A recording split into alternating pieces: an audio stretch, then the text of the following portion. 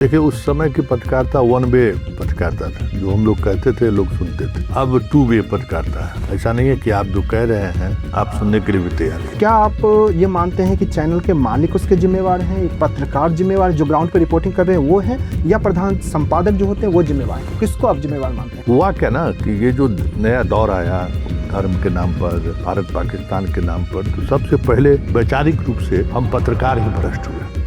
टोपी वाले से बाइट लेना, टीका वाले से बाइट लेना, वैचारिक रूप से पहले हम भ्रष्ट हुए। वन मैन आर्मी है इस देश में। उस व्यवस्था में, डेमोक्रेसी की इस व्यवस्था में जुडिशियरी का हाल वही हो गया है, मीडिया का हाल वही है, ब्यूरोक्रेसी की तो बात ही छोड़ दीजिए। आपको क्या लग रहा है सर कि सम्राट चौधरी जो हमारे बिहार के मुख्यमंत्री हैं वो योगी जी बनना चाह रहे हैं? वो मोहल्ला का जो है सो बिगेस्ट नेचर है, उसको आपने गोली मारी है। कैसे देखते हैं आप भरत तिवारी वाले मामले को? अभी हर गांव में एक भरत तिवारी मिल जाएगा। ये जो हर आदमी के हाथ में मोबाइल आया है ना, समझिए एक तरह की क्रांति है। तो मेरी बेटी हमसे खुद कहती है कि पापा ठीक है, रिजर्वेशन हटा दीजिए तो जाति खत्म कर दीजिए। शादी करिएगा डोम से, शादी करिएगा चमार से।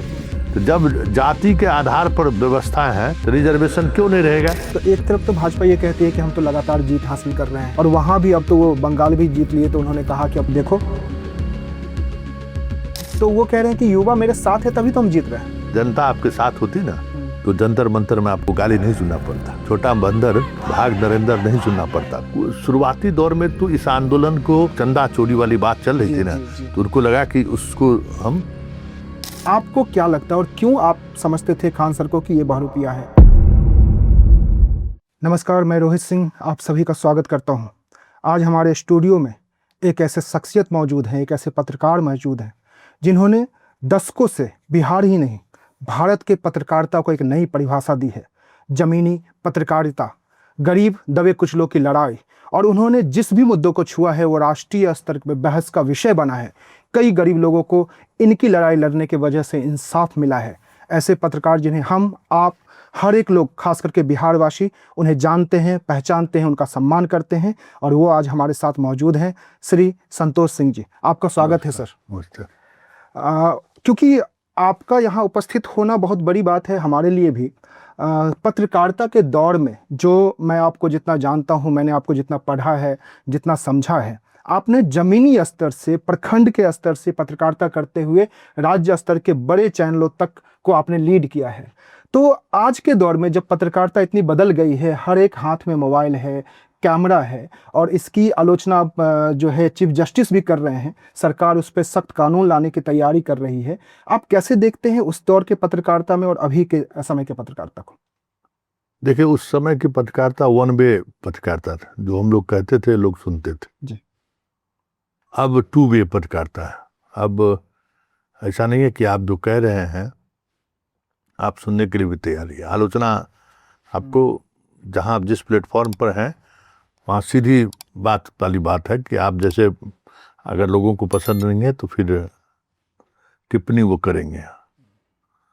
देखिए, पत्रकारिता अभी जो आंदोलन हुआ है वो तो दिखाई दिया जी। कि अब ना बड़े चैनल की जरूरत है किसी आंदोलन को सफल होने के लिए, ना किसी बड़े अखबार की जरूरत है। 30-40 सेकंड के रील से ही चीज़ें बदली जा सकती हैं। इसलिए इस आंदोलन ने पूरे पत्रकारिता के आयाम को ही बदल दिया है। अब वो स्टूडियो वाली पत्रकारिता, वो बड़े चैनल, वो लोगो लेके लोग जाते, वो दौर भी हम लोग देखे हैं कि अगर कल कोई आंदोलन हो रहा है तो आज से ही उस आंदोलन के में शामिल होने वाले जो बड़े चेहरे होते थे वो खुद ऑफिस में आकर निमंत्रण देते थे कि भाई आइए आप हमारे इसको कवर कीजिए। हालांकि इसके लिए खुद हम लोग ज़्यादा जिम्मेवार हैं। हम लोगों ने वो पत्रकारिता छोड़ दी। कभी प्रोटेस्ट में पब्लिक हम लोगों के साथ कभी मिसबिहेव नहीं किया। जी, मैं वही पूछ रहा था। पब्लिक हमेशा सम्मान करता है। आज जो हुआ, आप क्योंकि बड़े पत्रकार रहे हैं, आपने चैनल चलाया भी है, तो हर तरह का अनुभव आपके पास है सर। तो जिस तरह की स्थिति आज बनी, तो क्या आप ये मानते हैं कि चैनल के मालिक उसके जिम्मेवार हैं, पत्रकार जिम्मेवार जो ग्राउंड पे रिपोर्टिंग कर रहे हैं वो है, या प्रधान संपादक जो होते हैं वो जिम्मेवार है? किसको आप जिम्मेवार मानते हैं? देखिए, इस दौर में मान लीजिए कि पत्रकार बहुत सारी चीज़ों पर एक स्वतंत्र राय रखते थे पहले भी। एडिटर से भी बहस होता था लोगों का, और मैनेजमेंट भी जो है पत्रकार को सीधे तौर पर डिक्टेट नहीं करता था, थोड़ा एक मर्यादा का ख्याल रखते थे वो लोग भी। कोई पत्रकार है, थोड़ा एडिटर भी थोड़ा मालिक के सामने इस तरीके से लेटते नहीं थे कुछ चीज़ों को, और मालिक भी उस मर्यादा का ख्याल रखते थे। हुआ क्या ना कि ये जो नया दौर आया धर्म के नाम पर, भारत पाकिस्तान के नाम पर, तो सबसे पहले वैचारिक रूप से हम पत्रकार ही भ्रष्ट हुए। जी। हम लोगों ने उस धारा को स्वीकार कर दिया। हमको लगा कि क्योंकि अखबार और चैनल सभी जगह हम लोगों ने काम किया, सीधा फंडा था कि भाई अगर दलितों पर अत्याचार हो तो हमें प्रमुखता से खबर छापनी है, दिखानी है। कॉमनल अगर हुआ तो हम लोग नाम नहीं दें, उससे कॉमनल टेंशन बढ़ सकता है, भड़क सकता है। तो उसको तो मालिक थोड़ी कहा तोड़ने के लिए, उसको हम लोगों ने तोड़ा। टोपी वाले से बाइट लेना, टीका वाले से बाइट लेना, वैचारिक रूप से पहले हम भ्रष्ट हुए।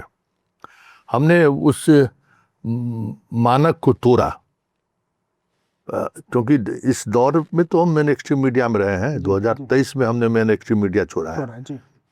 14 से लेकर 23 तक हमने मेन स्ट्रीम मीडिया में रहे, और हमारे मालिक सत्तारूढ़ दल के विधायक रहे।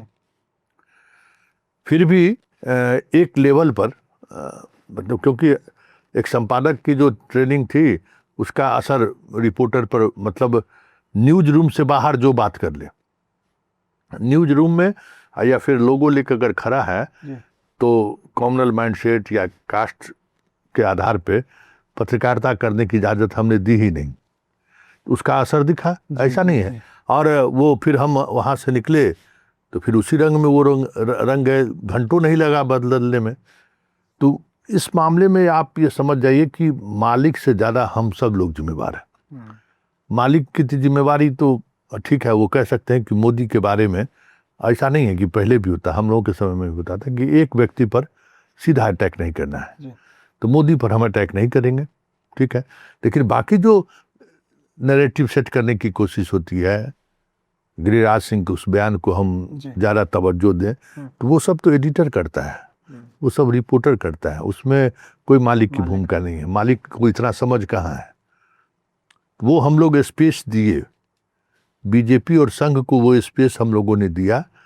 और अब आप देख लीजिए कि अब मतलब घोड़ा घास से आप दोस्ती किए कहीं नहीं है जी। अब जो स्थिति है उस स्थिति में तो आपने देखा कि सबसे पहले मीडिया वाले को ही खड़े रह गया। जिस मीडिया वाले को भ्रम होता था कि हम आंदोलन को दिशा देते हैं जी। इस बार समझ में वो सारे भ्रम टूट गए। हाँ, कि आपकी दिशा की जरूरत नहीं है, पब्लिक खुद अपनी दिशा अपने तय कर रहा है। तो ये एक बड़ा बदलाव है, ये बहुत सकारात्मक बदलाव। लोग निराश हो गए थे कि इस देश में अब कुछ होने वाला नहीं है, क्योंकि डेमोक्रेटिक उस व्यवस्था में, डेमोक्रेसी की इस व्यवस्था में जुडिशियरी का हाल वही हो गया है, मीडिया का हाल वही है, ब्यूरोक्रेसी की तो बात ही छोड़ दीजिए। वन मैन आर्मी है इस देश में, बाकी इंस्टीट्यूशन कुछ भी फंक्शनिंग नहीं है। अब मीडिया कोई रिपोर्ट करे और हाई कोर्ट कहे कि आप इस पर रिपोर्ट मत कीजिए, ये मतलब एक बार मुजफ्फरपुर बालिका गृह में देखने को मिला, एक बार ऋषुश्री के मामले में जी।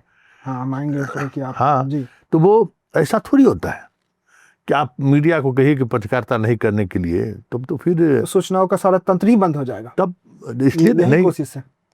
कॉकरोच आंदोलन नाम क्यों रखा गया? चीफ जस्टिस ने अगर ऐसे शब्द इस्तेमाल नहीं करते तो ये बात होती नहीं। और एक बात तय है कि जो कुछ हुआ है वो संकेत साफ है कि इस देश अब बदल रहा है। ये सारे इंस्टीट्यूशन ध्वस्त होंगे, इनकी मनमानी नहीं चलेगी जी।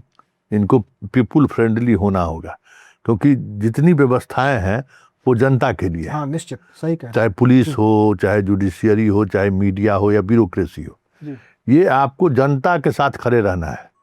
ये लोग 70 साल से जनता के साथ खड़े कभी नहीं दिखे। अभी लाठीचार्ज हुआ पटना में, तो पुलिस का और जुडिशियरी का और मीडिया की जो भूमिका है, गजब स्थिति है भाई, ठीक है, उपद्रव उन्होंने किया है, उसने ईंटा रोड़ा पत्थर फेंका है, सब सही है, लेकिन आप हमेशा आपको उनके साथ खड़े रहना है।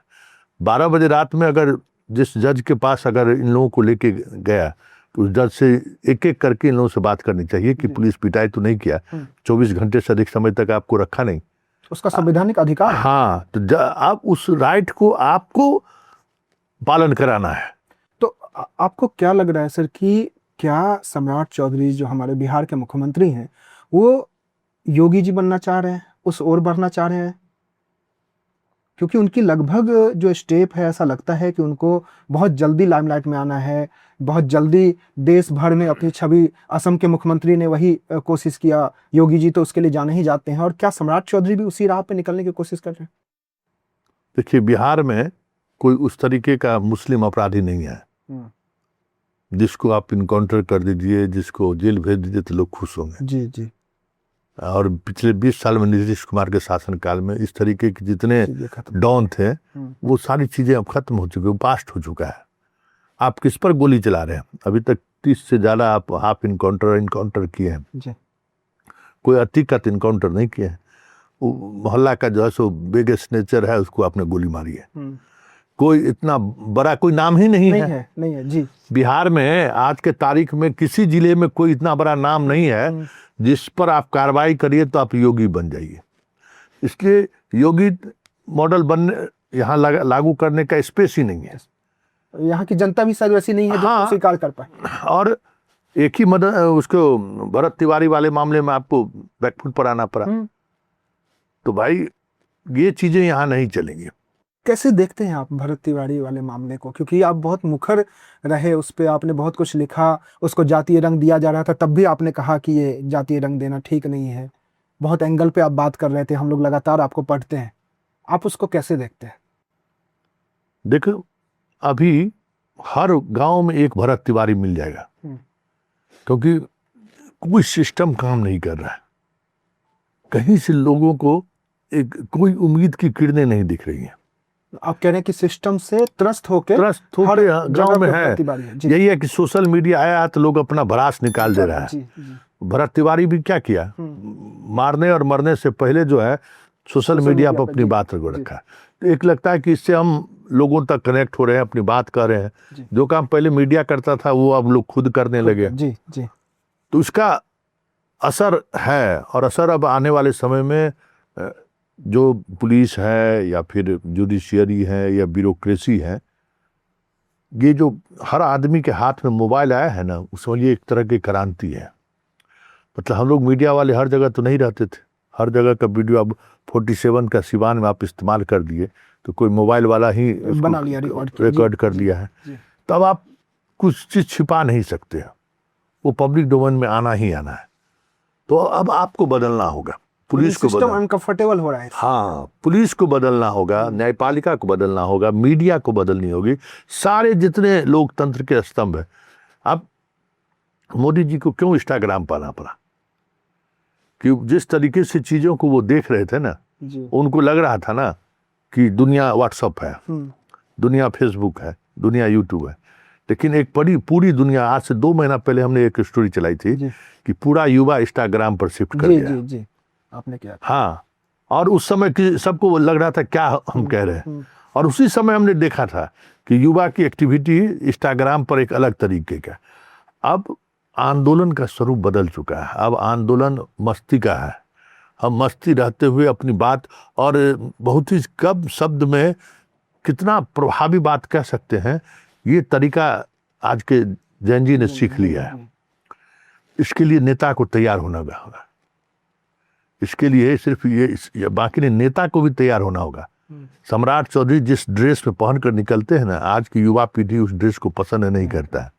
उनकी अलोकप्रियता की वजह यह भी है कि आपको अपडेट रहना होगा। मोदी इतनी गाली सुने हैं इसलिए कि वो आज की पीढ़ी को तक अपने आप को कनेक्ट नहीं कर पा रहे हैं। आप इंस्टाग्राम पर आ गए तो इसका मतलब ये नहीं है कि आप उनसे कनेक्ट कर गए। इंस्टाग्राम पर जिस तरीके के लोग हैं, बच्चे हैं, उसकी मानसिकता को समझना होगा। हम लोग तो मानते हैं कि हर पीढ़ी को देखें और सोशल मीडिया के सहारे आज की पीढ़ी को भी देख रहे हैं। पिछले 2 वर्षों से हम स्टूडेंट के बीच और शिक्षक के बीच काम कर रहे हैं।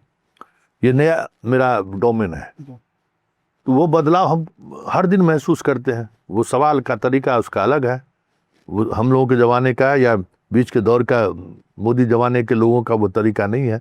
अब हिंदू मुस्लिम से बाहर की बात हो रही है, आज ही की बात बता रहे हैं। अब एक नया चला है कि रिजर्वेशन हटाइए, तो मेरी बेटी हमसे खुद कहती है कि पापा ठीक है रिजर्वेशन हटा दीजिए तो जाति खत्म कर दीजिए, शादी करिएगा डोम से, शादी करिएगा चमार से। तो जब जाति के आधार पर व्यवस्था है तो रिजर्वेशन क्यों नहीं रहेगा? अब बताइए कि वो जैन जी जो है वो इस तरीके से सोच रहा है कि जाति है तो रिजर्वेशन रहेगा, क्योंकि जाति में जो है उसके साथ अन्याय जुर्म हो रहा है जी। तो ये इस जनरेशन को आप उस आधार पर भी बांट नहीं सकते हैं और धर्म के आधार पर भी नहीं बांट सकते। ये एक ऐसा जनरेशन है, मतलब आपको परफॉर्म करना पड़ेगा, परफॉर्म नहीं किए नहीं टिकेगा। बहुत सालों तक आप प्रचार टेक्नोलॉजी से नहीं चलने वाले। नहीं, क्योंकि आपको अब रिजल्ट देना होगा, रिजल्ट नहीं दिए तो फिर तो जैसे कि जो परिस्थिति है, राजनीतिक परिस्थितियां हैं, तो एक तरफ तो भाजपा ये कहती है कि हम तो लगातार जीत हासिल कर रहे हैं, और वहां भी अब तो वो बंगाल भी जीत लिए, तो उन्होंने कहा कि अब देखो जहां पे हर लोग कह रहे थे कि हम हारेंगे, हम वहां भी जीत ले। तो वो कह रहे हैं कि युवा मेरे साथ है तभी तो हम जीत रहे हैं। ये आंदोलन दिखा दिया कि आप ग्रेव करके जीत रहे हैं। जनता आपके साथ होती ना तो जंतर मंतर में आपको गाली नहीं सुनना पड़ता, छोटा बंदर भाग नरेंद्र नहीं सुनना पड़ता आपको। और वो कोई ऐसा नहीं है असम के आप ही की पार्टी के मंत्री की बेटी पहुंच गई, देवेंद्र फडणवीस की बेटी, महाराष्ट्र के मुख्यमंत्री सीएम की बेटी आ गई सामने। आप उन चीज़ों को समझ नहीं रहे हैं। आप जैसे चुनाव जीत रहे हैं ना, लोगों को वो जनरेशन आपको दिखा दिया कि आप चुनाव सही तरीके से नहीं जीत रहे, जनता आपके साथ नहीं है। मोदी का खासियत यही है कि इस चीज़ को वो भाप जाते हैं जी, इसीलिए हाँ उनको आना पड़ा। हाँ, वो समझ जाते हैं कि अब हमारे हाथ से चीजें निकल रही हैं। इस फील्ड के जो एक्सपर्ट उनके साथ हैं वो मोदी को हिंट कर देता है कि भाई अब आपके नियंत्रण से बाहर है। लेकिन आपको लग रहा है कि टाइमिंग इस बार गलत हुआ है प्रधानमंत्री जी का? किस चीज के लिए? जब वो इस तरह का निर्णय लिया, इस्तीफा दिलवाया, ये पहले भी कर सकते थे, तो उनका टाइमिंग गलत हुआ है। तब तक तो ये बहुत ही ज्यादा भड़क चुका था। नहीं, इनको लगता था कि इस तरीके का आंदोलन, इतना मेरे खिलाफ इस तरीके का माहौल नहीं है, इसीलिए उन्होंने परमिशन भी दे दिया जंतर मंतर पर। उनको लगा वो कुछ नहीं कुछ है ही नहीं, आएगा अपना कुछ दिन में। शुरुआती दौर में तो इस आंदोलन को जैसे चंदा चोरी वाली बात चल रही थी ना, तो उनको लगा कि उसको हम डाइवर्ट कर देंगे, हाँ डाइवर्ट हो जाए। तो शुरुआती समय में तो ये अपने लिए उनको लगा कि फायदा है, लेकिन जैसे जैसे धीरे धीरे चीजें बढ़ी ना, इनके भी हाथ से और जो आंदोलन को नेतृत्व करने वाले लोग थे उनके हाथ से भी ये आंदोलन निकल गया। जनता खुद अपने हाथों में आंदोलन ले लिया, उसके बाद तो फिर किसी के बस में कुछ रहा ही नहीं। तो जैसे सर ये जो आंदोलन है जैन जी ने उसको लीड किया, लेकिन आप जैसे पत्रकार जो जमीनी स्तर से और दशकों का अनुभव है, जैन जी को नहीं पता है कि इससे पहले कितने और इस्तीफा हुए हैं, खास करके रेलवे मंत्रालय में तो बहुत बार इस्तीफा हुआ है। उसके बाद क्या बदला और क्या नहीं बदला आपको ये पता है, क्योंकि आपने हर दौर को नजदीकी से देखा है। तो क्या आप ये मानते हैं कि ये इस्तीफा हो जाने से क्या सब कुछ बदल जाएगा, ठीक हो जाएगा, या इसके लिए कड़े कानून चाहिए? देखिए, उस दौर में इस्तीफा नैतिकता के आधार पर होता था जी। कोई घटना घटी उसकी नैतिक जिम्मेवारी लेते हुए। देखिए, ये जो इस्तीफा है ना ये इस्तीफा इस देश में पहली बार जनता के दबाव में किसी ने इस्तीफा दिया है जी जी। और मोदी, टीम मोदी को अब आज ही जैसे धर्मेंद्र प्रधान आए तो सेलिब्रेट लोग कर रहे थे, समझ नहीं रहे हैं कि आप खतरा से खेल रहे हैं। ये आप जैन जी को मानसिकता को परखिए, वो परफॉर्मेंस ढूंढ रहा है, वो क्या परफॉर्मेंस देखिए। जाति धर्म मजहब पर जो पॉलिटिक्स होनी थी सब हो गई, अब ये पॉलिटिक्स नहीं चाहिए। और सरकार अगर इस पर सचेत नहीं हुई तो फिर जो हाल लोग कहते थे ना कि श्रीलंका और नेपाल वाली बात बेमानी है यहाँ चर्चा जी करना। जी जी दिखा दिया ना जिस तरीके से धर्मेंद्र प्रधान का इस्तीफा लिया उन लोगों ने। ये प्रधानमंत्री से कम बड़ा इस्तीफा नहीं है। धर्मेंद्र जी। प्रधान बीजेपी के बड़े बड़े लीडर हैं और ये 12 साल में जो है रिश्ता रहा। हाँ किसी ने मोदी को इस तरीके से झुकाया नहीं है। जी। और कहा ना कि झुकाने वाली होना चाहिए, हौसला होना चाहिए, हाँ। किसी को भी झुका सकते हैं। तो बस तो वो लोगों को समझ में आ गया है। तो हम लोग अब कुछ दिन पहले, मैं जैसे आपको फॉलो करता हूं, मैं देखता हूं, एक मामला बिहार में बहुत बड़ा मामला बना था।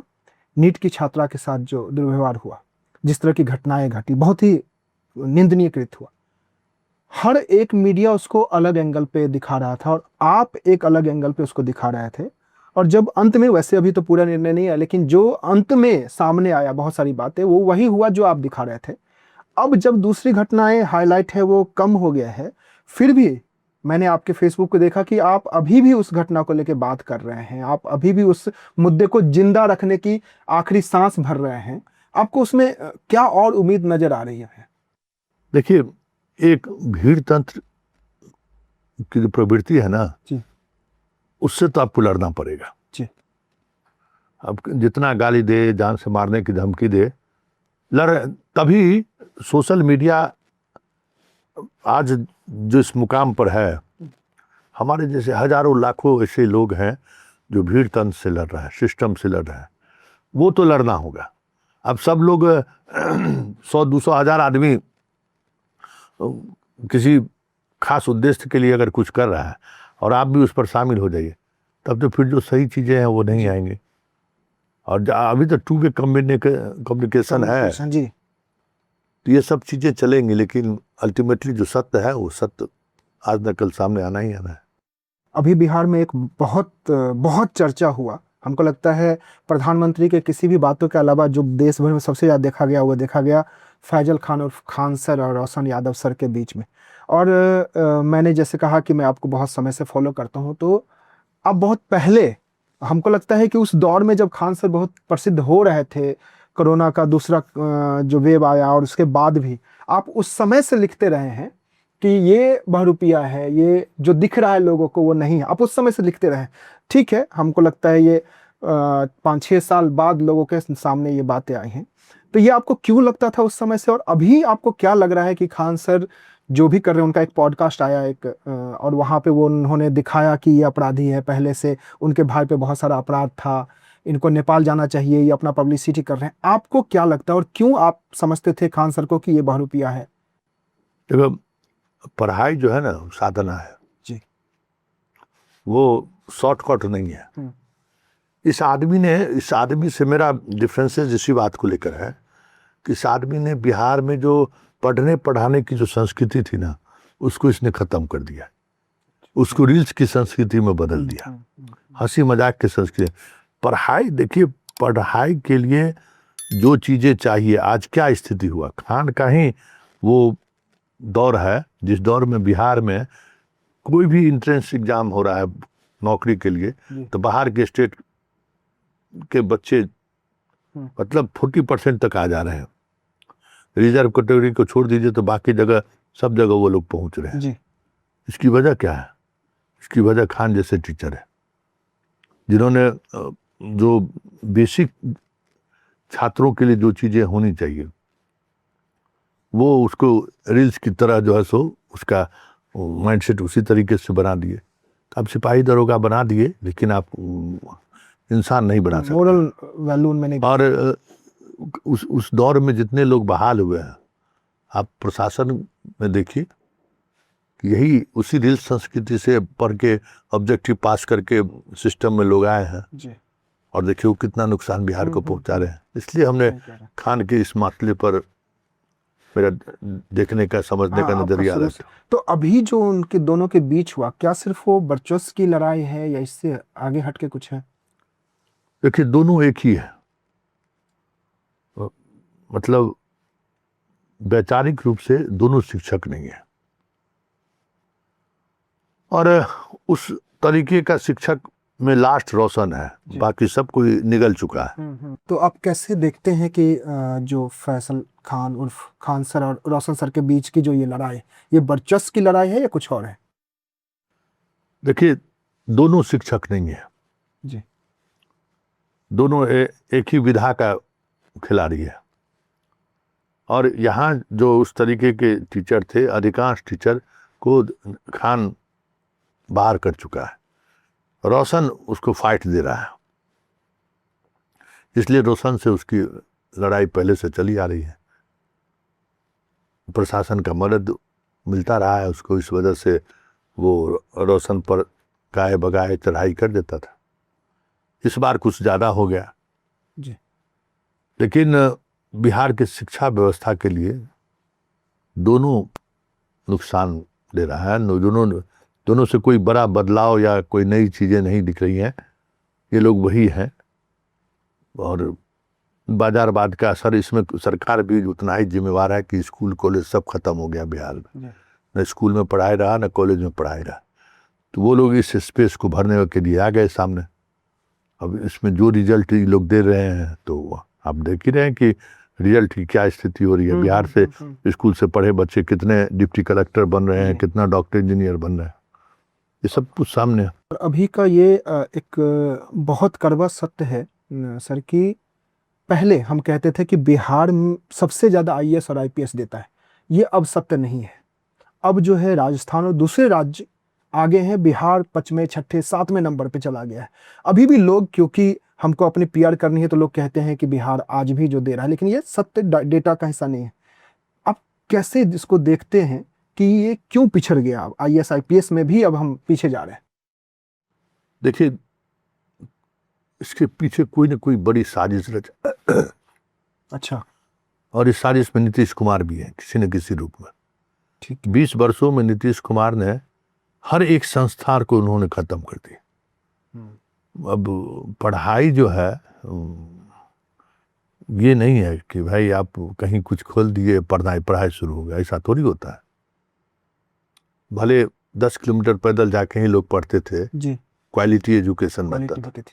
अब घर के बगल में स्कूल है, खिचड़ी खाया विद्यार्थी चल दिया। तो वो एक निरक्षरों का फौज खड़ा की नीतीश कुमार, लाभुक योजना पहुंचा दीजिए, बैंड दीजिए, शर्ट दीजिए, साइकिल दीजिए, सब कुछ देके स्कूल में बच्चे को तो ले आए लेकिन शिक्षा नहीं दे पाए। और उसका बहुत बड़ा नुकसान अभी दिख नहीं रहा है, 10 बरस के बाद दिखेगा, जब हम मतलब कम से कम ट्यूशन पढ़ा के भी तो बिहार का बच्चा पढ़ लेता था, कहीं चला जाता था। अब वो स्थिति नहीं रहेगा और बड़ा नुकसान बिहार को इस वजह से। आप इस पर लिखते भी हैं, जैसा कि आप कई बार कहते हैं कि आपका फॉलोअर, आपका ऑडियंस जो है वो टीचर्स जो है, गवर्नमेंट टीचर वो ज़्यादा है। और कई बार आप कहते हैं अपनी भाषा में, जो हमारी बोलचाल की भाषा है, कि मास्टरवा सब जो है वो राजनीति कर रहा है। जिस समय वो संगठन वाली बात होती थी तब भी आप मुखर थे कि इनको पढ़ाना चाहिए, अभी भी आप करते हैं और वो आपको फॉलो भी करते हैं। कई बार नाराज़ भी होते हैं, कई बार खुश भी होते हैं, क्योंकि आपने उनके लिए बहुत लड़ाइयाँ लड़ी हैं। तो आपको लगता है कि यहाँ के टीचर जो हैं, सरकारी टीचर, क्या उनमें वो अब स्किल नहीं रह गया कि वो पढ़ाएं, या उनका सरकार जो है वो दोहन कर रहा है? सरकार चाहती ही नहीं है कि वो बच्चों को पढ़ाए जी। हाँ, वो चाहते ही नहीं है कि बच्चों को पढ़ाए। वो चाहता है कि वहाँ पॉलिटिक्स होता रहे, खिचड़ी खिलाता रहे, जो हम दे रहे हैं वो बांटता रहे, बस। बाकी का काम सरकार चुनाव में, जनगणना और सब में तो हाँ, अपना शौचालय में भी जो करना करते रहे। हाँ, जो है शौचालय करना, शौच करना बंद करो, ये सारे अभियान टीचर का देखा, बहुत वायरल उस समय हुआ था। ये उनके साथ निश्चित एक शिक्षक के मोरल वैल्यू के साथ ये खिलवाड़ ही है। एक आखिरी सवाल मैं आपसे लूँगा, क्योंकि आपकी जो अपनी जर्नी है वो बहुत लंबी है। एक बड़े चैनल में को आपने खड़ा किया और अपने दौर में उसे बहुत बड़ा बनाया। एक समय ऐसा आया था कि बिहार के जो चुनिंदा चैनल थे उसमें आपका चैनल था और आपके योगदान की तारीफ और बात हर जगह होती थी। एकाएक ये दौर आया जब बड़े जो लोग सिद्धांतों पे पत्रकारिता करने वाले थे वो सब, चाहे वो नेशनल चैनल से छोड़ते गए। कई लोग आपको बिहार के रवीश कुमार भी कहते हैं। मैं उससे इत्तेफाक ये इसलिए नहीं रखता कि संतोष सिंह मेरे जैसे और मैं बहुत सारे युवाओं के लिए उनकी खुद की पहचान बहुत बड़ी है, तो आपकी तुलना किसी से हो नहीं सकती। फिर भी लोग संबोधन करते हैं आपके प्यार में कि आप बिहार के रवीश कुमार हैं। ऐसे लोग जब पत्रकारिता से सिद्धांतों पे पत्रकारिता करने वाले लोग जब बाहर हुए, उनको यूट्यूब पे आना पड़ा, तो क्या इसका आर्थिक नुकसान तो हुआ ही होगा, और क्या वो मानसिक दबाव भी उस पे आया? क्या आप को कैसे आपने इसको हैंडल किया? नहीं, अगर आप पत्रकारिता करते रहे हैं तो फिर प्लेटफॉर्म भले बदल गया। जी। उस दौर में मान लीजिए अखबार में थे तो अखबार प्लेटफॉर्म था, जी। फिर टीवी चैनल में आए तो टीवी चैनल प्लेटफॉर्म था, आज यूट्यूब है तो यूट्यूब प्लेटफॉर्म है। लेकिन आप पत्रकार हैं तो कहीं भी पत्रकारिता कर सकते हैं, और ऐसा नहीं है कि हम चैनल में रहते ही बड़ी खबर हमने जी चलाई है। हम यूट्यूब में रहते हुए भी उस तरीके की खबरें हमने चलाई हैं जिस पर सरकार को संज्ञान लेना पड़ा है। तो आप कहीं भी रहिए, आप अगर पत्रकार हैं तो आप अपने विधा से समाज के लोगों को भी सेवा देते रहें, खींच सकते हैं। आपकी तरफ समाज भी उसी नज़र से देखेगा, और सरकार को तो परेशान आप कर ही देते हैं कि भाई, क्योंकि दायरा बढ़ा। हाँ, यूट्यूब हर आदमी के हाथ में मोबाइल है, हर आदमी के पास आप एक्सेस आपका है। आप किस तरीके की पत्रकारिता करते हैं इस पर ज़्यादा मायने रखता है। अब कंपटीशन नहीं है, ऐसा नहीं है कि इस फील्ड में बहुत ज़्यादा कंपटीशन है, इस फील्ड में लोग हैं ही नहीं। अच्छा। बहुत कम लोग हैं जो पत्रकारिता करने के लिए यहाँ पे आए हैं। और वो शुरुआती दिनों में बहुत परेशानी हमें भी हुई, व्यूज नहीं आ रहा है तो ये नहीं वो, जो जितना लोगों का कहना होता है। लेकिन कभी हम घबराए नहीं कि सब्सक्राइबर मेरा इतना ही है। एक कॉन्फिडेंस मेरा रहा कि भाई हमारे चीज़ों को 10 आदमी देखता है ना, तो वो 10 आदमी देखने का मतलब है। तो ये कॉन्फिडेंस, कितना मिलियंस आपके फैंस एंड फॉलोअर्स है, कभी हमारा उस और ध्यान भी नहीं रहा। आपने कभी कहा भी नहीं अपने वीडियो में कि आज तक हमने कहा नहीं कि हाँ फॉलो कीजिए, सब्सक्राइब कीजिए, हमने कभी नहीं कहा, कभी कहे भी नहीं ना, क्योंकि हम अपना काम कर रहे हैं। सही, किसी न किसी रूप में लोगों तक हम पहुंच पा रहे हैं। और एक पत्रकार अगर एक दिन में 1 लाख लोगों के बीच जा रहा है, इससे बड़ी और उपलब्धि क्या हो सकता है? तब मानते हैं कि यही बहुत बड़ी उपलब्धि है। निश्चित बहुत बड़ी उपलब्धि है, और आपकी जर्नी भी बहुत बड़ी रही है। तो आप सब हमारे साथ सुन रहे थे संतोष सिंह सर को, जिनकी जर्नी बहुत लंबी है और एक दिन में इसे ख़त्म नहीं किया जा सकता। हम लोग तो फिर आग्रह करेंगे कि दोबारा आप आएंगे और उस पर हम लोग बात करेंगे। सामाजिक, राजनैतिक, शैक्षणिक, आप जिस भी विषय पर बात करें, इनका बहुत अनुभव है, इन्होंने उस पर काम किया है। क्योंकि ज़मीनी स्तर पे इन्होंने काम किया है, इसलिए इनके पास जो जवाब है वो हम सब के लिए बहुत उपयोगी है। समाज बदल रहा है, पत्रकारिता बदल रही है, राजनीति भी बदलेगा। और जब ऐसे पत्रकार हमारे और आपके बीच हैं, जिनकी उपस्थिति उस समय भी बहुत मजबूत थी जब वो प्रखंड में पत्रकारिता करते थे, और उस समय भी बहुत मजबूत रही जब वो अखबारों के माध्यम से पत्रकारिता करते थे, उस समय और मजबूत हुई जब वो इलेक्ट्रॉनिक चैनलों के माध्यम से करने लगे। और आज ऐसे पत्रकार हमारे लिए बहुत ही ज़्यादा प्रासंगिक हो गए हैं, क्योंकि इनके होने से पत्रकारिता आज भी सांस ले रही है। बहुत बहुत धन्यवाद कि आप ने समय दिया है। नमस्कार। नमस्कार।